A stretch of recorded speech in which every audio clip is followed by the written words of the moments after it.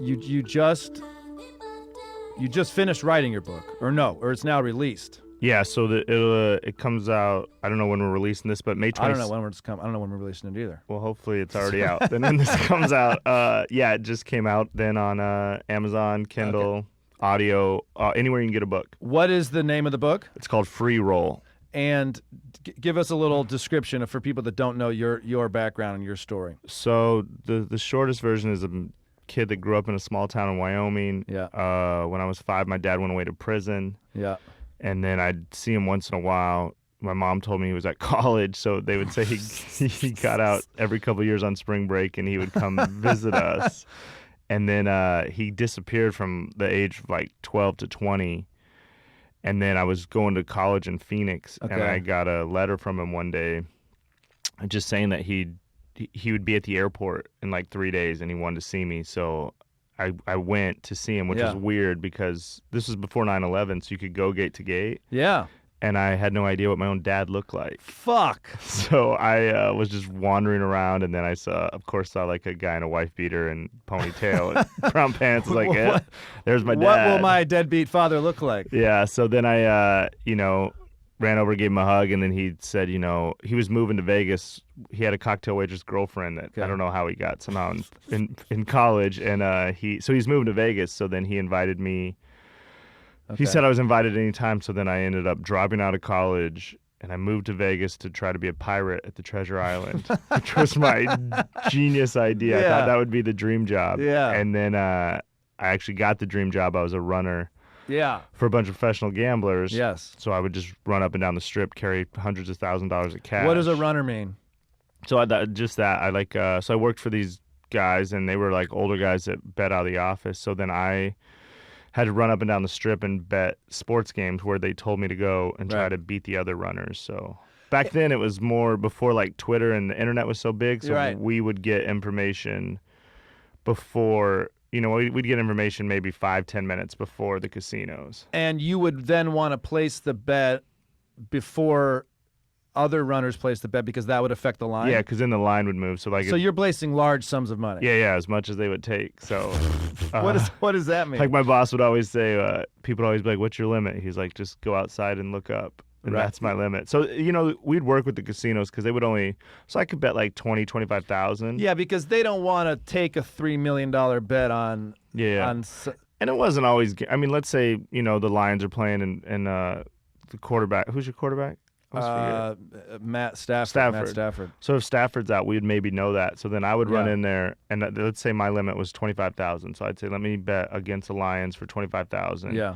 And then once I got the bet, then I'd pull the sportsbook director to the side, and I'd say, hey, you might want to look at that game. And then they would take it off the board, and that would stop me from like sending in a drunk guy in a suit, betting $250,000. They think they got a sucker. So we kind of worked. So the casino then would still honor your bet. Yeah. But you would just kind of help them, and then hopefully they would. That's hilarious. Yeah. So back then we would get information. Would do that. Yeah. Well, it just protected them from, and we weren't always right. Yeah. And then sometimes if they were heavy on a game, they would pull me aside and go, hey, we need like 40 on this game. Can you guys do anything? And then I would call my boss and go, hey, they're heavy on the Tigers. Can we bet? Well, we didn't bet baseball. We couldn't beat baseball, but the Pistons or something. Yeah. And then we would give them some. We'd help each other. They would adjust a spread for you or something. Well, anytime I bet the line would move, they'd take it down. Wow, because it's I would that fucking big. Bet the max, and they knew if I bet something. So this is what the book is about. Yeah. Well, and then the book's more of a relationship of trying to have a relationship with my dad, because then my dad stole $80,000 from me, and then I tried to kill my dad, and then a lot of stuff like that happened. So I'm not laughing at you. I'm just laughing. I don't know if anyone has ever sat in that chair and said I tried to kill my dad, and I believe them. So the book is now out, and you were recording the voices for Audible. Yeah. What were you telling me? Just seeing this microphone. So I did the Audible last weekend. I had to do like 9-hour days, but then my buddy's like, this is for the audio book. For the audio of it, yeah. Okay. So he was like, I got my, he had some rapper buddies that had a studio, and they were going to give me like a discounted rate. And then I was like, because, just as a broke comedian, I was like, yeah, if I can save $500. And you were gonna have them do what, like read it? No, so then I had to read it, and then they had to produce it. So that was like the hardest shit I've ever done. So I would just it took me, because you think it would be easy. I was talking trash. I was like, I got this one take like Jay-Z. And then I get in the studio and I would just mess up my own sentences. And then you wrote these words. Yeah. Half the time I go, who wrote this shit? But actually reading it and going through was hard. And then, so luckily I went with my friend who's like a radio producer, and I did it. But I didn't realize how emotional the book would make me at times. Right. Because there's bad parts in the beginning about my dad just beat up my mom and all this bad stuff. Jesus Christ. Okay. So I'd start crying, and then I was like, God, I'm glad I wasn't with a studio full of rappers. This fucking white ass cracker over here. Can't even keep his... I think they would have been crying too. They'd have been mad that I put them in that situation. Was it therapeutic to put these stories down? Yeah. A lot of it, people are always like worried about my life about it. Like I didn't remember a lot of the bad stuff because it was before I was like 5. So when I interviewed my mom, about the book, that was the hardest part, is watching my mom have to go through it again and tell me what she, just tell me what she went through. So I didn't, my mom did a good job of protecting us from what was really going on. So I kind of learned a lot from the situation. I hated my dad anyway, but then to know that, it was like, well, I'm glad we tried to get him. I think I interviewed my parents for a CD I did a while ago, and it wasn't anything as emotional. It was more just about their lives. And I'm so glad I did that. Holy shit! There's so much that they don't tell us. To protect us. Yeah, it was. Or just because they're busy raising you. Yeah. I enjoyed the whole process of interviewing. I interviewed a lot of people from my past and just learned a lot about my life I didn't know. So that part was cool. Wow. For sure. So it was a cool. It's the hardest thing I've ever done. I never imagined how. It took me 2.5 years, and it was just. How did you type it? Like on a fucking computer? On a Mac, on a computer. On fucking Microsoft Word? Yeah, I would. Yeah, it was just on Microsoft Word, and then I would. I would try to get 1,000 words a day for a while, and then the editing process is just so extensive. And just being broke comedian, I had to reach out to friends. So, I had a lot of friends who are like, I'm a great editor, and they gave me their edits, and then I gave it to someone else, and like, has anyone looked at this? And then they like, oh, I'll fix it. I probably went through 18, 19 people. Of the edit? Yeah. And what are they, is editing more cutting? No, more just dumb shit by me, just grammar and stupid. Bad semicolon. I don't know any of that shit. Fuck. Yeah. I don't think anybody knows that shit anymore. So, I've dropped out of junior college 3 times. Yeah. So I'm not a real scholar. So I think that's the funny part, is when I tell people I wrote a book, they look at me like, really? Really, dude? Well, then I can write a book if you. Yeah. What did your dad, when you said your dad was in prison, what did he go for? Just drugs. He's a big drug dealer. Big drug dealer. Yeah. So he got in trouble for, I think it just built up. But when he got in, the biggest stuff was just cross state line drugs and stuff. So we were talking on your podcast about how I think I was telling the story about how when I moved from LA to New York, I found in my moving van, like a lot of weed. Yeah. That was mine, but I forgot that I had stored it there. And then me and you started chatting on your podcast. It's a really funny conversation, because we were like, how easy would it be to just ship drugs through moving companies? Yeah. I think we even did a little business plan on your podcast. But that's pretty funny now to hear that about because once you cross state lines, it's a real problem, right? Yeah, I guess. I don't. Yeah. It's one of the weird things of I've never. So everyone in my life did drugs, but because of that, because of the DARE program, I've never done a drug. It worked on you. Because you're the one person the DARE program worked on. I took an oath, and I've stayed to it. But the DARE program back then was so backwards that they would just tell you if you did drugs, you would either die or go to prison. It was such fucking garbage. Yeah. So my mom was smoking weed, and my dad was in prison, and I spent my whole junior high yelling at my mom, like the opposite of most kid relationships, because I was like, "You're gonna die, Mom." The dog told us that's their program. Yeah. So I know nothing about drugs. I've never done a drug. I've never. Well, good. Yeah, I guess. Good.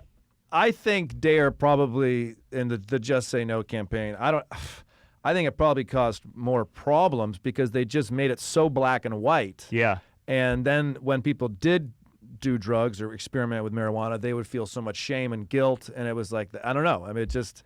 Well, I've been talking about it on stage a lot because. They also don't tell you how much pussy you're going to miss out on. Yeah. At this point in life, you want that pussy? Yeah. Or what? Everyone's like, at the end of the night, I've had a couple girls be like, hey, you want to just go back to my house and smoke a joint or something? Yeah. I'm like a lame nerd that I got to go home. And they're just like, all right. And I'm like, God. It is funny. You talk to people that don't drink anymore or are sober, and they're like, everything's great. I feel healthy. I'm happy. I've got great relationships. It's like, but I don't seem to have to fuck as many girls as I used to. Yeah. It's like, but maybe when you were drunk, maybe if you were sober and you saw the girls you were fucking when you were drunk, you wouldn't want to do it either. Well, that's true too. When is your birthday, Brandt? September 23rd. September 23rd. 1977. You don't have to give me the year. Oh, I don't care. I'm not Hollywood. You're not. It's not going to change. You did just talk about when you're trying to kill your dad. How did you try to kill your dad?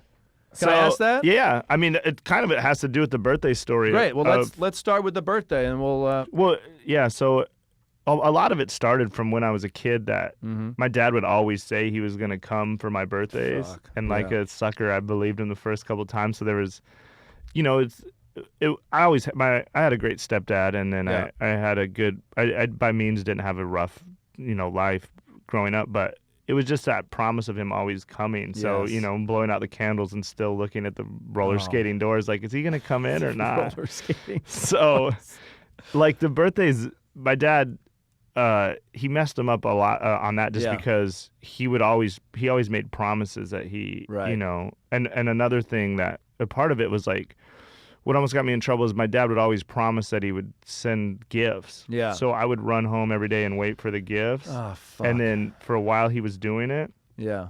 And then he stopped because he went back to jail, but he didn't stop making the promises. Right. So my parents would go buy these gifts, and then they would wrap them up and send them to the house, covering for my dad.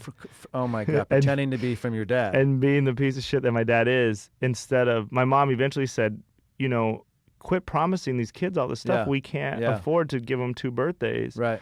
And my dad just kept promising. So then that's addict behavior, right? Yeah. Like promising and not being able to, and not even knowing what you promised, probably. Yeah, and just outlandish shit, like he would just promise stuff that was ridiculous. And then, so we would run home every day and wait for the packages because they came the first couple of times and then they didn't. And then, so I would say, Mom, what? Will you call UPS? Where's our packages? Because my dad would just stick with the story. He said, I promise I sent them. So then eventually, my dad, my mom's just fine. Like, I don't think your dad sent them. And then I came to my dad with that. He'd call collect and I would talk to him. And and not only that, my mom had to pay for these bullshit conversations. Right. And my dad told me and my brother that he sent them, he promised, but he said what he thought happened was that the UPS man was keeping our packages and taking them home to his kid. Dude, but this is, it's always blame someone else, right? Yeah. So me being a dumb, I'm like 12, my little brother's 10. And so we made a plan. We grabbed 2 other neighborhood kids. And so my dad, one time when my dad came home, he taught us this thing. He took me and my little brother swimming at the swimming pool. Yeah. We got out of the pool and we were taking a shower, and I'm taking a shower and my dad comes in. He goes, son, hold on, get out of the shower. Yeah. And I get out of the shower and he says, son, every time you take a shower from now on, before you get in the shower, put the water on as cold as it can go, and then get in that cold water and shadow box until you count to 15. Why is he telling you this? And I was like, why would he do that, Dad? And he was like, son, the way your body reacts when the cold water hits it is the same it'll react if you ever get stabbed. So if you ever get stabbed, you'll be able to fight for 15 seconds. That's what my dad tells a fucking 12-year-old. I'm like an idiot. I did that shit till I was like 19. I'm going to do it tonight. And I got a girlfriend, and she's like, why are you doing that? So my dad's teaching me how to like run a double play. Yeah. Your dad's teaching you how to. Basically, he's teaching you how to fight when you get stabbed. Yeah. Okay. So like idiots, we had that lesson, and then there was 2 neighborhood kids in my neighborhood that were just badass kids. Yeah. So we told them that we thought the UPS man was doing this. Yeah. So we went up to this diner by our house and we stole these 2 steak knives, and then we made this plan of following the UPS man, and then if we got to his house, if his kids had our stuff, we were gonna get them. So we were gonna fight these UPS kids. Man. Yeah. So we follow the UPS man, which is easy when he's stopping every 2 blocks. Yeah. And like we're bunny hopping with steak knives on our bikes, like way scarier than running with scissors and shit. Yeah, and we of course we follow him all around the neighborhood, and then he goes back to the hub, and then he gets in his Jeep and drives right off. Right, and we can't follow him, thank God. And like idiots, my neighborhood buddies are like, you got to throw those steak knives in the there's a lake by my house. I guess they saw it on movies, like, so the police wouldn't come. Throw the fucking evidence in the lake. Wait, so what is this? I mean, are you truly believe your father on this, or is there a nugget? No, I believe my dad 100%. 100%. Okay. So the UPS guy is stealing your shit. Yeah, because my dad's never lied, and the packages that came, and my mom never told us. We thought he was at college doing good. My stepdad's like an appraiser. Yeah. Which was a good job, but we were like, my dad's been in college. Like, we thought my dad was like doing really good in college, because my dad had the balls of coming home and being like, do good in school. I'm working my ass off. They all stuck with the lie, and we were just kids. Yeah, you're kids. Wyoming, we didn't have any reason to think. And what is the longing? And this may sound like a stupid question, but what is the longing to see and be with your dad? Because you do have a male figure in your life. Yeah. Just because it's your dad. I mean, just because it's my dad, and my dad was so big on that. Even when he wasn't around, he would always just tell us, I love you guys so much. He'd always say blood is thicker than water. That was his thing, and he was like a macho dude, so it was always like, you're my sons. And I think he felt jealous about my stepdad. Right. So it was always when we talked to him, remember, you're my sons. Right. So he kind of made it so we couldn't get away from it. Is your dad alive now? Yeah, somewhere. Okay. All right. Got it. Yeah. Somewhere. Got it. All right. So sorry. So you the UPS guy drives off. You got the fucking steak knives, and you're supposed to dump them now, even though you didn't do anything with them. Yeah. So we dump them, and then like stuff like that. And then the birthdays to follow would be like, we would get cards from my dad. Yeah. But it was obvious it wasn't his handwriting. It came from my grandparents and stuff. So it's like, we're not, if I get one card at like 13 and one card at 15, and he's done way better at college. And he's at college. Yeah. But we're like, wow, his penmanship got a lot better. And so it was just kind of insulting that they thought we were dumb enough. After my mom sat us down and said, she just gave me an envelope full of newspaper clippings and said, here, I want to be honest with you, this is your dad, and your dad will call tonight if you have any questions. Your mom kind of wiped this story away and told you the truth at what age? Well, I was about 13. I was about to start junior high school. And the newspaper clippings were what? Like, this man was arrested? Just like his sentence, like go to Leavenworth, Kansas, drug trafficking, court case, just like newspaper clippings that cut out. Was this a crazy day for you? Yeah. So I was like, I was shocked because I thought my dad was like this perfect angel. Yeah. And then he was at college. Yeah. So then to read that, and I was like, and I was stunned. And then my mom said, well, and I was upset, and I went outside, we had a tree house, and I just went up in this tree house, and I was just crying. And I was just, because I thought once again, the DARE program, like, my dad was in prison. Yeah. Like, to me, that was like the worst place. I mean, it was an awful place. Yeah. So they said, your dad's going to call tonight if you have any questions. And then my dad called that night, but I didn't answer any questions because he was throwing a fit. Because they told him my stepdad wanted to adopt us as his kids. Yeah. And my dad threw a fit because he's like, you're a Tobler. And then, so that whole conversation was like, you're my son and all this, don't say no to all this. And we didn't even know that he was going to do it.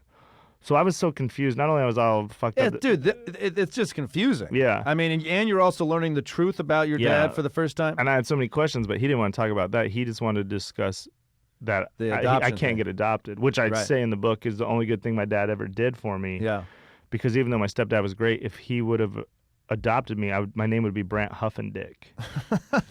That is my poor little sister. You probably would sell more comedy albums. My poor little sister is named Haley Dick. Haley Dick. Then of course later in life, my dad gets out of college and he steals my identity. And just fucks up my credit, so I'm like, well, Brandt Dick doesn't sound that bad. Maybe I'd be Brandt Huffendick. Dad steals your identity. So then my dad... It's kind of like you're the parent. Yeah. Do you know what I mean? Like, you're telling your mom, don't smoke weed. Yeah. It's like you're the responsible one. This is hilarious. Yeah, so it was the exact opposite. So then my dad just disappears, and then so fast forward to we get to Phoenix, and then one day I get that letter, and I go meet him, and then he's like, you can come to Vegas. So then I eventually move to Vegas, and I get that job as a runner. Yeah. And your mom cool with this? She would not really, but I was like, I was just mesmerized by Vegas, and it was cool so what happened is I went and I spent 5 days with my dad, me and my two best friends who also didn't have like dads growing up. Yep. And we had so having fun, being 20 in Vegas with my dad was like the coolest thing in the world. Sure. So we fell in love with it, and then so we all three dropped out. Our families were furious with us. This is what one weekend in Vegas will do with your friends. And we dropping went, out of college. and also just being dumbasses from Wyoming, we didn't know about casting or anything. We went to try to get jobs as pirates. We were like, because they used to have the pirate ships. That I remember fight. the pirate ships, dude. So we're just watching like drunk tourist girls scream for these pirates as they jump off a ship. We were like, what in the world could be better than that? It's pretty acrobatic. Yeah, there's flames and fucking just one chicks are so hot. And once an hour, we were like, this is so. Then we got there, and of course, we didn't get hired. We didn't. We're idiots. And my friends end up moving back home, go back to college, and then. But I was enjoying my time with my dad. So my dad, you know, it was just cool to be around my dad. Yeah. And my dad was on parole, so he had to be good, you know. Yeah. So we lived in this trailer park with his girlfriend in this trailer, and even though it was like this is the cocktail waitress. Yeah. See, whenever I go to Vegas, I sit somewhere, I have a drink, I see these beautiful cocktail waitresses. And I'm like, who is fucking these girls? Yeah. Like, and little do I know, they're in a trailer park. Fucking, well, no, my dad's girlfriend lived off the strip on like Boulder Highway. Okay, I'm sure she was hot at one point, but she, you know, she had great tits, but she was weathered she'd been doing it for, you know, but my dad. It does Vegas will beat you down if you live. She looked like she'd been there for a while. She's a sweet lady, but she was worn out, and so we lived there. So everything was going great with my dad, and it was just cool, and I had this job, and I was making a ton of money. So I rented this beautiful house on the golf course. Nice. And then I told my dad, and it was right by his girlfriend's trailer. I was like, just come live with me, and then you can go see your girlfriend whenever. And I'm going to get my little brother to move down. And you're making good money. Yeah, so I'm making a lot of money. So cash probably, huh? Straight cash. Yeah. No worries. So when you place a $25,000 bet on the Lions or whatever, how do you get paid? So I was on salary. Okay. Which got to be like $1,200, but then they paid for all expenses. He gave me a car, paid for all my phone and everything. But then as I figured out how the game worked, when they would, so we used to have Nextels, and they would just beep when something. So he would go, I'd get a beep beep. Hey, look for Detroit -3 if you see it. Yeah. Then sometimes we go, hey, go Detroit. We're looking for Detroit now. But then sometimes you just go Detroit, Detroit, Detroit. So when I knew. And that means like that I meant want it's fucking on. Detroit. Yeah. So then I would go up and I would bet, let's say $3,000 for me. That wouldn't move the line, and then I would bet the max for them, and then I would keep that $3,000 because I kept the money with me 24/7, 365. So I could mess with my figure as it went up and down. On Mondays, I would just have to do a figure check. So if I was below, sometimes I'd be down like 5,000. I'd have like, okay, I gotta tighten it up here and don't. So you're basically using their information and their money for their benefit and your their money as well. But that just made me work harder because then they didn't. I don't think they cared because then I would just try to get it to make sure I got a bet in for myself and then get their bet. Yeah. So, but they never knew what I was doing. But they're not dumb by any means. They were the smartest dudes in the world. So. You're not the only runner that's doing this. Yeah. That's part of the deal. But then I had it. But they loved me because by like year 3, I had it where we were doing a lot of shit you weren't supposed to. Yeah. Like I was betting games way past. Like I would have bet that Yankees game in like the 17th inning last night, which is very frowned upon. Is it really? So they Interesting. over time, because they don't pay those. Right. So I figured out if you just tip the ticket writers or something, they'll let you do whatever you want. I see. Because they don't make any money. So anyway, we were making. I was making a ton of money. Everything was great. My little brother's just like a little stoner dude that lived in Portland, just running a Subway. So I convinced him, hey, move to Vegas and we'll be a happy family. Yeah. And so he moved down, and I got him a job at this stuffed animal store in Caesar's Palace, and he was that's the dream. And he was Subway sandwiches to fucking but he loved it because he liked to go to concerts, and there's a lot of cool venues. So he was doing good, and most nights we'd go back out on the back porch and just sit and catch up, and my dad would tell us about prison, and we'd tell him about the stuff we missed. So everything was going great, and then and then my dad got off parole. And so the night he got off parole, you gotta be sober. You gotta check in. So you gotta be sober. And he had this lady he hated, so he'd have to go down and do piss tests. I think once or twice a week, or he'd have to call and get the color. But he hated it, and he hated this lady. So he would always just say, that it was just ruining his life. And he would always tell us, once I get off parole, I'll be a man again. I can be myself. They won't control me. I see. So he got off parole, and it was a big day, and we had a big-ass party for him, and all the family came over and friends, and we had a great night. And then at the end of the night, we were just it was me, my dad, and my brother in the kitchen, and we were just, all very emotional and just like, you did it. We're so proud of you. Yeah. You're out of prison. Yeah. You didn't violate parole. The family's together. Yeah. I got a house. Brother's here. Yeah. This is great. Everything's great. And then we went to bed, and that's the last good memory I have of my dad. Jesus Christ. Because like literally the next day he started back on drugs, and so I'm like 23 I'm 23 at the time, about to turn 24. Yeah.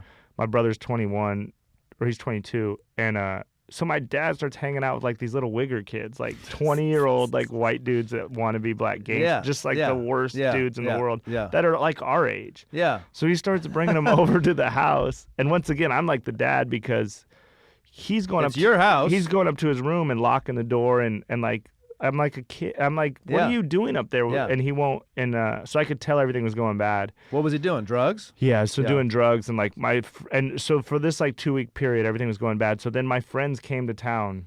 Yeah. For my birthday, surprised me on my birthday. 4 of my friends from Wyoming. September 23rd. September 23rd, and so they come to town, and one of them's wallet. We were having a great time. We go out at night. Everyone's crashing at the house. My dad's kind of in and out, but not really around. So of course, one of my friend's wallet ends up missing. Okay. Oh, so for I fuck's sake. break into my dad's room. We gave my dad the master bedroom just out of respect when we got the house, even though I was paying for everything. And I find this wallet like hidden under his sink behind all this stuff with all the stuff. Fucking stole your friend's wallet. Which is one of the worst conversations I ever had. I had to go tell my friend, "Hey man, I'm sorry, my dad stole your wallet." Dude, it's all this. I mean, your life.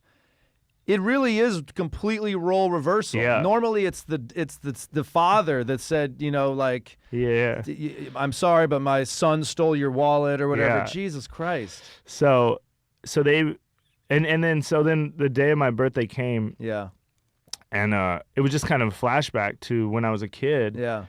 I was just still waiting for him to say happy birthday or I love you, son, or something. And and on the day of my birthday, we crossed paths like 3 days in the house, and he didn't even say anything to me, and it made me so fucking mad. And then we went out that night, and they bought me my friends bought me a birthday cake, and we ate like half of it. Yeah. And when I came home that night, my dad and his friends had ate the rest of my birthday cake that said birthday, but he never still didn't even acknowledge my birthday. So I woke up the next, on the 24th, and I was like, and I just knew it was bad. Yeah. And I just didn't know what to do. And it's hard to yell at your dad, like you're saying the roles reversed, but it's hard to be like, Dad. And I was like, I gotta get out of here. Something bad's gonna happen. Yeah. And I just knew it. And then sure enough, like the following week, my friends left, and and I started to spend the night at my boss's house more because I just had a bad feeling. But I just didn't want to. I don't know, for some reason. I mean, why wouldn't he? He knew it was your birthday. Yeah. Do you think it's because he knows that he let you down, or like, is he afraid to acknowledge it because? I don't know. Is it just a fucking ego thing? Like, nobody. I mean, it's so weird. I have no idea if it was just the drugs or if it was just. Yeah, maybe. Or maybe he didn't. But I just had to assume he knew it was my birthday. I mean, people are in the house singing fucking happy birthday.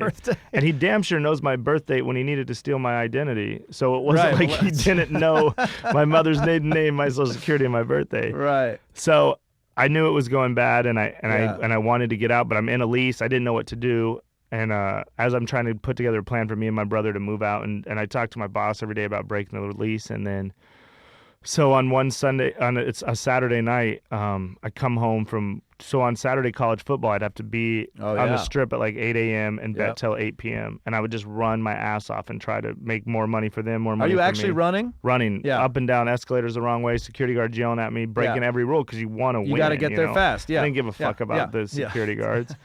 I just you had to beat the other runners. Yeah. And so I'm exhausted. I come home and my dad's there, and he's definitely fucked up a little bit. But I'm like, hey, Dad, if you want to come down tomorrow, I'll comp everything, get you a private booth. You can drink, eat, and watch football. I'll go in and out because I'd have to bet the games, and then I'd have a break, and then bet the halftimes. I'd have a break. Yeah. And for NFL, it was more, know. So I said, if you want to come down, I got you on everything. Yeah. We can watch football and hang out. And so he goes, okay. So I go to bed. It's like 10 because I got to be up early, and I'm exhausted. I crash out. At like 12:30, my brother comes in, wakes me up, and he's like, Brandt, wake up. Someone stole my money.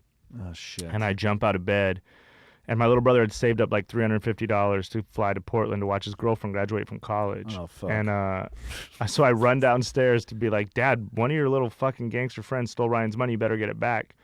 So I'm running around the house looking for my dad, and then I go and I open the garage door to see if his car's there, because he had this Camaro that he thought was so Of course dope. he had a fucking Camaro. And That's it exactly what he had. Always had to be parked in the garage no matter what. So I opened the This door. is just so addiction behavior. Yeah. Take. And then so I opened the garage door to see if his car's there, and then his car's gone, and then it hits me, oh shit, I have all my money upstairs. And I ran upstairs, and he stole $80,000 cash from me. And he's out. And he's gone. So I just start crying, punching the floor, and my little brother's crying, and we're just sitting there, and I'm like... And you don't ever think there's a misunderstanding. You think this is gone. Yeah. This is stolen. No, because I put the money in a box under my bed. Yeah. Like, it's not like I just left it on the counter. Yeah, And my brother right, had his right. money tucked away. Yeah. And then that's what made me sick about it, was like, okay, you stole $80,000 from millionaires. Not saying it was okay, but maybe in your head you could rationalize that. But then to go steal your son's $350 and like a Fossil watch I brought my brother and shit that has no pawn store value. Right. And I see my little brother crying, and I'm like, I brought him into this. And that's the moment I was like, I'm going to fucking kill my dad. I'm going to kill him. So then we got in the car. We drove around looking for my dad all night trying to find him, and we couldn't. So then the next morning I had to call my boss and say I was sick because I didn't have the money to go to work, and I still had like this false hope I could get the money back. And this is basically a lot of your boss's cash, right? It's all his. It's all my work money. It's your work money. Yeah. So it's his money. I'm not laughing at you, dude. No, I'm laughing I at don't. this fucking situation. It's a hot mess. Yeah, so I have to buy some time. So I called my boss, and I'm like, and luckily in the mornings it's busy because football's getting ready to go. So I'm like, I'm sick. I just can't do it. And he's like, all right, if you feel better, we need you out there. But he has no time to ask questions. Right. So then we spend the rest of the day trying to find my dad, and we're exhausted because we didn't really sleep. Then my dad finally comes home at like 9 the next day, just yacked out and just. And what was his drug of choice? I don't know. Do you know? I imagine like everything, but probably like meth and probably shitty drugs when he didn't have any money, and then when he had that money. Yeah, I don't know. I mean, I don't know. I just wonder, like, are these benders that he's staying awake for 3 days and shit? Or yeah. I mean, I imagine because when it started to go bad, I just distanced myself from it. So I would, and my boss had this 12,000 square foot mansion, so I would go there in like a happy world of. Right. And I think a little bit of it was my dad was jealous of my boss. Yeah. Because my dad was the guy when we were kids that had the wad of money in his right pocket, bought everything, was the big shot. And now my boss was like, he was the coolest dude in the world. And my boss is so the first. Your boss comps you the meals and lives you the lifestyle. And we just live a lifestyle I never dreamed. I mean, he's rich as fuck, and they have Mercedes and shit I never dreamed of. Right. And so when I first got hired, so my boss had a partner. When my boss hired me, my boss's partner was gone back in Kentucky for like a month taking care of his family. But then when he came back, he thought I was an FBI plant. Oh, my God. So then the first couple months, I just had to spend every day with my bosses while they were grilling. Now, in hindsight, I realized they were grilling me. Yeah. Then they realized I'm just a dumbass kid from Wyoming. But they were, because He's wearing a wire. Yeah, because I was a really good basketball player growing up. And when I got to Vegas, there was only one indoor gym. And it was like $125 a month to be a member. It was for just all the rich and famous people in Vegas. But I just wanted to play basketball, so I got a gym membership there. Yeah. But my other boss is like, so you're just telling me this fucking kid moved to Vegas to be a pirate, but he goes to a $125 a month gym, but he lives in a trailer. Right. So and they had some problems in the past with the FBI. So I think a little bit, that first month, I just was living this life. I would barely come home. I think my dad was jealous because we were doing really good as father-son every night. And then I was like, I'm eating crab legs and shit at the nicest restaurant. So I think there's a little jealousy with my dad. So then my dad came home and just said all these awful things to us and told my family that we were just irresponsible and we lost it. And he was like the youngest son, and my grandparents always believed it. They just believed him. Yeah. And I guess people just don't want to think a dad's going to do that to their son. So he just said all these awful things. He came home after stealing your money, being gone for 2 days, stealing the Fossil watch, and then starts attacking you. Yeah, and then we wanted to, and we were screaming at him, and we wanted to fuck him up, but he's way tougher than us. You know, he was in Leavenworth, like one of the hardest prisons, and he's got facial scars from like real riot, riots, race riots and stuff. So we were like, well, we can't beat him up, so we would just yell at him. And then he would just say like the meanest shit to us, you know, and he'd say the meanest things to my little brother. And I'd see, you know, just saying that my mom was a whore and he didn't even know if he was really his dad, which of course he is my dad. And then I see my little brother cry. I was like, we're out of here. Yeah. So then we made a plan. I was like, that's it. We're going to kill his ass. How far from your birthday is this? This is the week after. Yeah. Just the whole, yeah. So I know this is supposed to be about my birthday. So it all kind of came together on the birthday. Dude, we're great. No, this is, him eating your birthday cake actually is the thing that pisses me off the most. Yeah, right? well, and just not acknowledging me. That's when it really started to turn. So then, okay. So we made a plan that we were going to kill him, and then, so what's the plan? So it's it's obviously a dumbass plan. And this is before like Breaking Bad or Dexter. So well, if you don't know how to kill somebody, probably your first plan is going to suck. Yeah. I mean, people get good at it. Well, it's a kind of a funny plan. So when my brother moved, we'd have these back porch conversations. We'd sit and drink beer, and at one point my dad's like, "Hey, when did you really need me the most?" And I was like, "You know what, Dad? When I was like 19, I got an STD. Yeah. And I didn't know what to do, and all my friends are like, if you go to the doctor, they put like a Q-tip down your dick hole. And I was like, oh my God, it's going to hurt. So I was like I babysat this little kid at the time. And then his older sister got her wisdom teeth pulled out. So she had some penicillin. So my friends were like, just take some of that penicillin. Jesus Christ. So I did it. And then I told my dad this story. And as I'm telling the story, he turns like bright white, like he saw a ghost. And I was like, what? I thought he'd think it was funny. And he's like, son, when you were 4 years old, I got sick, and they prescribed me penicillin. I almost died. I'm like deathly allergic to penicillin. Oh, no shit. And he's like, if you would have been, you would have died. And I just laughed. I was like, well, I didn't. My dick cleared up, and we thought it was funny. So fast forward when this happens, I was like, this is it. Right. You know, it was like the game of Clue. Oh, sure. Like I knew the murder weapon, but I didn't know what room or who was going to do it. So penicillin is the weapon. I call my cousin Cato, who he lives in Phoenix, and he's like a real gang member. Like he was the youngest person to ever go to Wyoming Penitentiary. Our family's what a proud moment. But he's the most loyal dude in the world. And I called him, and I told him what happened, and he's like, "I'll be there in 5 hours." And he drove straight from Phoenix to Vegas, and he got there, and he's like, "Where's he at?" And I was like, "No, hold on, I got a plan." Yeah, because he was just gonna kill him. Just gonna fucking. And I was like, "I got a plan that I think will keep us all out of trouble." Yeah. And he's like, "What's your plan?" So I told him. So there was a Jamba Juice like 3 blocks from where we lived. Yeah. And my dad would love these Jamba Juices. He used to always get these mango Jamba Juices, right? So I said, what we're going to do, we're going to get some penicillin. We'll put it in a Jamba Juice, and we'll give it to my dad. My dad will drink it. He'll die. I like how Cato just wanted to fucking kill him. He wanted to kill him. Yeah. He was like, we'll just fucking pin him down and jam penicillin down his throat. I was like, no, trust me. So I said, this is what we're going to do.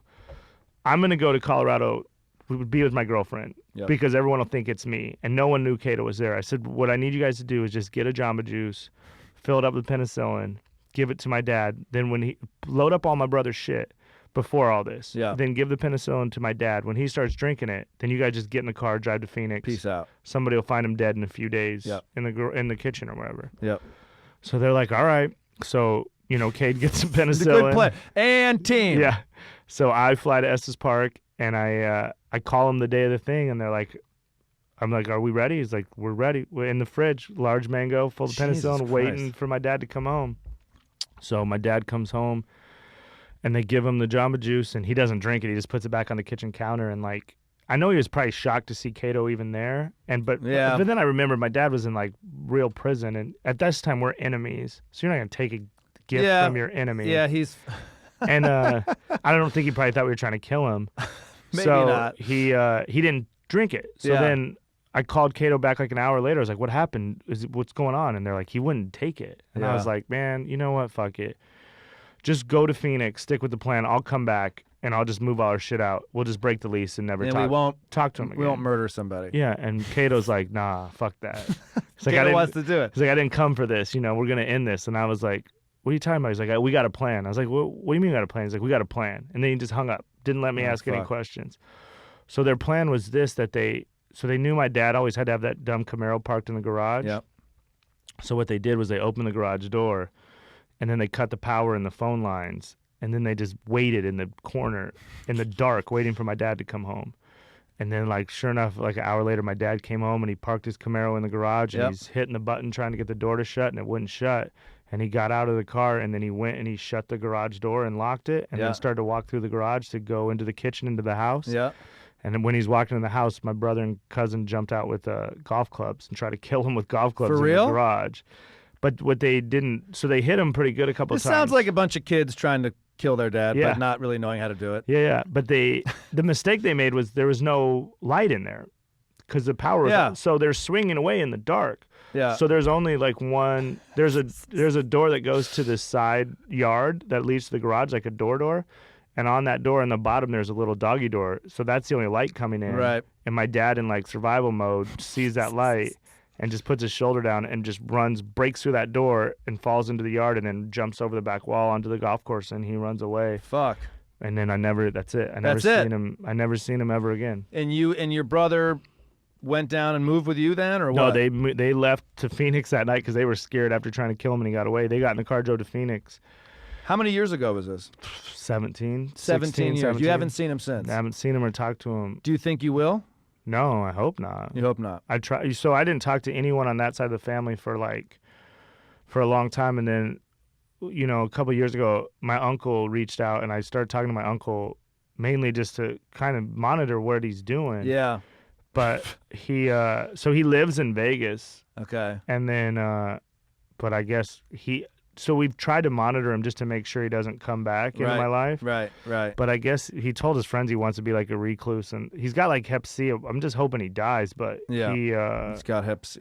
He probably won't die. So I have to live in. I don't know if I think he's got to feel guilt. He's never tried to come back into my life, but I don't talk to my grandparents on that side. I don't talk to any of them. Yeah. But if I'm on a first date or something and I start talking to a girl and we start talking about her family, I'm like, I just really want my dad to die, and that's like it's pretty aggressive. People are like, "Wait, what?" I explain it. They I'm need to hear the story.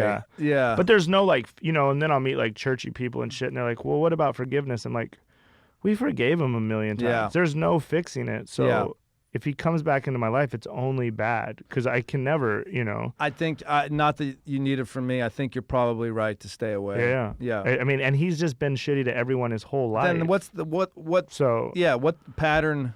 I don't need him around. That's not going to change. Yeah. Yeah. So that is. He's not going to ruin. That is a worse birthday. Ruin any more birthdays. That is a worse birthday. No, I think Candace still wins, but. Yeah, that's true. Candace Thomas was bad, but this is definitely the first time someone on this show has decided on their birthday or close to it they're going to murder their parent.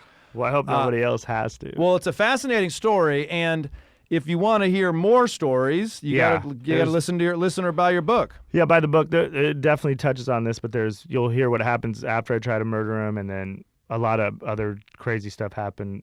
Yeah, people, millions of dollars go missing. People die. It's a pretty, for a little kid from Wyoming, it's a pretty interesting. It's a cool story. I'm also baffled to learn that penicillin will just wipe out an STD. I guess so, huh? Yeah. That's good. That's a good thing. Unfortunately, I can vouch for it twice in my life. Twice. Brandt Tobler, where can they find info on you and the book? Okay, you can just find me, BrandtTobler.com, and I'm on all social media. It's just Brandt, BrandtTobler. Yep. And then the book is on Amazon, Barnes & Noble, Kindle, Audible, and you can, if you want like an autographed copy, you can go to Brandt's bookstore, and then I'll sign one and send it to you, or you can just buy it directly Where's from Brandt's me. bookstore? Is that on your website? Brandt'sBookstore.com. Oh, okay, got it. Okay. So and you can buy Kindle, audio, a hard copy, autographed or paperback autograph there, you got all that set up everywhere else. Yeah, hardest thing I've ever done. Dude, good job. But it's great. Online store making is annoying. Yeah, the whole thing has been.